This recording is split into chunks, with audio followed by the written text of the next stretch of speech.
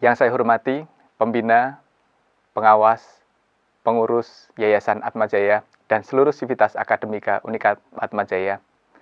Selama beberapa menit ke depan, saya ingin menyampaikan kemana Unika Atmajaya akan kita bawa. Apa indikator-indikator keberhasilannya, dan bagaimana cara kita mencapainya. Saya, jika dipilih menjadi Rektor Unika Atmajaya periode tahun 2023-2027, ingin membawa universitas tercinta kita menuju universitas berkelas dunia yang berkelanjutan. Caranya seperti apa? Saya membuat program dengan tema Redefining Atmajaya Future through Strong Leadership, Global Outreach, and Distinct Education. Atmajaya memasuki usia ke-63, usia yang menantang buat kita semua, mengalami kondisi di mana jumlah mahasiswa yang terus menurun, kemudian persaingan dengan PT lain, kemudian ekspansi perguruan tinggi luar negeri ke Indonesia, dan perpindahan ibu kota negara. Padahal selama ini Unika Atmajaya sangat diuntungkan karena lokasinya ada di ibu kota negara. Oleh karena itu, kita harus merespon ini dengan terus berubah. Unika Atmajaya harus berubah secara dramatis. Kabar baiknya, kita sudah memulai perubahan ini. Untuk menuju universitas berkelas dunia, tentu ide ini bukan muncul dari langit. Ini adalah turunan dari RPJP, di mana Atmajaya Education Excellence, Atmajaya Healthcare Excellence, dan Nation Building Excellence diejawantahkan, direalisasikan dalam bentuk universitas berkelas dunia yang berkelanjutan. Untuk menuju ke sana, kita perlu perubahan mindset. Mindset yang seperti apa? Kita perlu entrepreneurial mindset, di mana solution-oriented, adaptable, dan anti-fragile adalah kunci dari semua yang akan kita lakukan.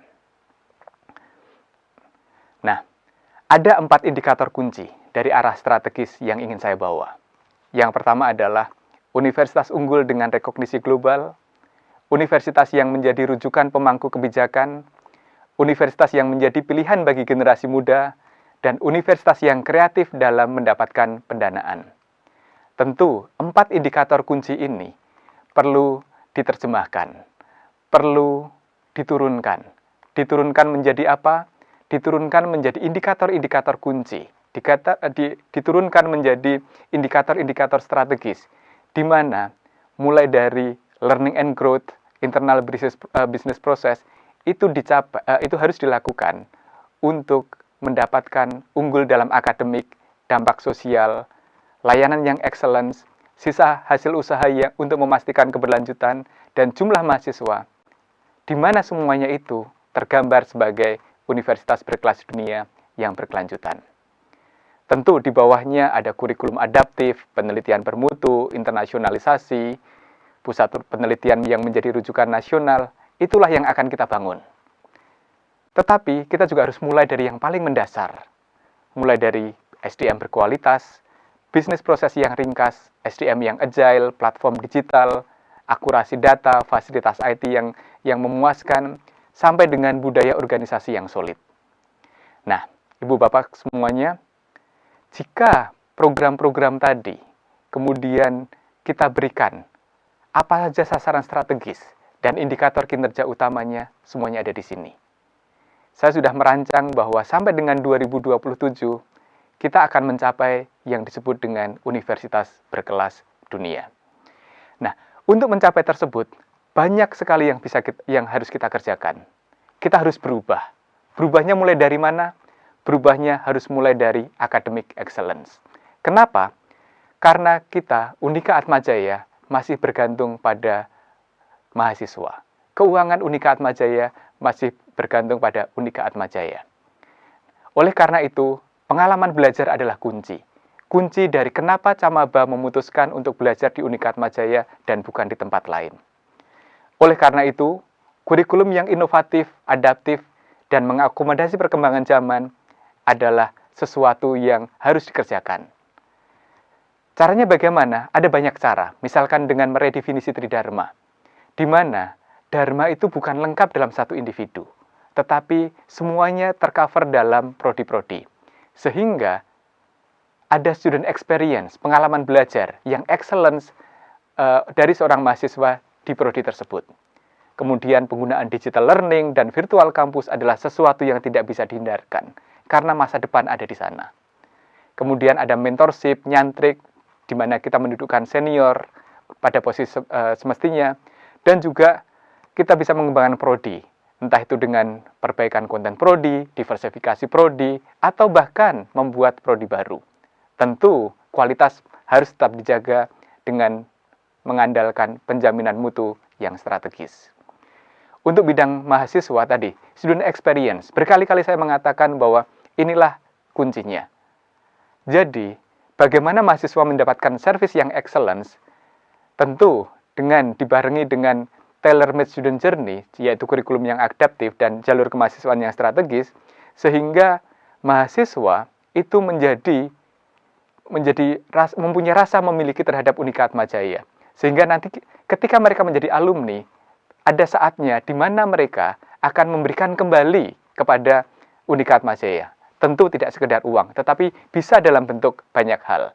Dan program beasiswa yang strategis bisa terlaksana. Nah, Ibu Bapak semuanya, untuk bidang penelitian, saya sangat bangga dengan pencapaian bidang penelitian di Unika Atmajaya. Ketika saya masuk di Unika Atmajaya, saya merasa bahwa saya sudah bisa memberikan perubahan yang signifikan terhadap ekosistem penelitian di Unika Atmajaya. Dengan jumlah publikasi ilmiah yang terus meningkat dengan signifikan, jumlah paten yang didaftarkan juga meningkat dengan signifikan, itu menjadi modal. Modal untuk apa? Modal kita sebagai pusat rujukan nasional. Bahwa pusat-pusat pemikiran dan penelitian yang beroperasi di Unika Atmajaya itu sebagai bagian dari rujukan nasional dan simpul jejaring global pusat pengetahuan. Kemudian kita juga bisa mengkapitalisasi potensi-potensi dosen sehingga everyone is Atma ambassadors. Everyone, semua orang nanti akan keluar mengatakan bahwa saya adalah bagian dari Unika Atmajaya. Secara tidak langsung itu merupakan branding, secara tidak langsung itu adalah nilai jual kita. Sehingga dari situ universitas juga bisa mendapatkan pendanaan yang kreatif. Kemudian hingga hasil akhirnya adalah kita berhasil menjadi entrepreneurial university yang unggul. Kunci dari semuanya itu pada dasarnya adalah operational excellence. Tentu, berkali-kali saya mengatakan bahwa service excellence itu adalah kunci. Tetapi, beyond that, kenapa? Karena yang paling mendasar adalah business process streamlining. Business process streamlining itu menjadi sangat penting karena banyak hal selama ini di Unika Atmajaya tidak bisa terlaksana dengan baik karena bisnis proses yang terbelit-belit, administrasi yang repot, dan seterusnya. Sehingga ini bisnis proses streamlining adalah sesuatu yang tidak bisa dihindari lagi. Dan adanya juga sense of closure. Ketika bisnis proses kita sudah streamline, maka kita bisa mendapatkan organisasi yang modern. Kenapa? Organisasi selalu mengikuti bisnis proses. Dari situ, kita juga bisa mempunyai SDM atau kita bisa membuat SDM kita yang sesuai dengan kebutuhan kita. Sehingga pengembangan SDM itu menjadi penting.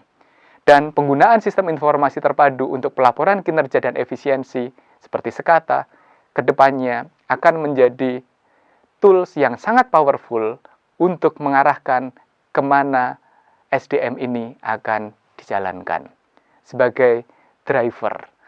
Kemudian SDM yang agile, focus to people, kemudian tentu saja akan menjadikan sebagai sebuah organisasi yang mempunyai kultur yang solid, di mana kita sekarang mempunyai KUPP, Kristiani, unggul, profesional, dan peduli dalam bingkai komunitas dan paguyuban. Untuk menjalankan itu semua, kita membutuhkan strong leadership. Marketing adalah bagian yang tidak bisa kita hindari. Oleh karena itu, branding dan packaging dari produk-produk kita, yaitu prodi-prodi kita, itu menjadi sangat penting. Kita tahu bahwa prodi-prodi kita itu perlu dikemas kembali dikemas agar menjadi pilihan bagi calon customer kita. Dan omnichannel marketing, di mana semua channel, semua media, dan semua orang akan bersama-sama menjadi duta Atmajaya, akan menarik calon mahasiswa baru untuk bergabung ke Unika Atmajaya. Jika saya terpilih, saya sudah membuat program 100 hari kerja. Apa saja?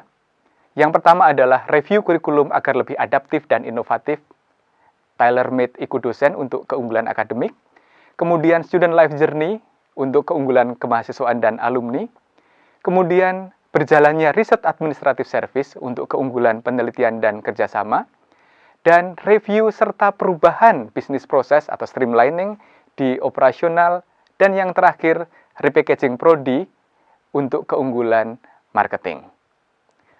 Ini semua akan terlaksana jika kita semua, warga Atmajaya, itu sekata untuk membangun Atmajaya. Terima kasih.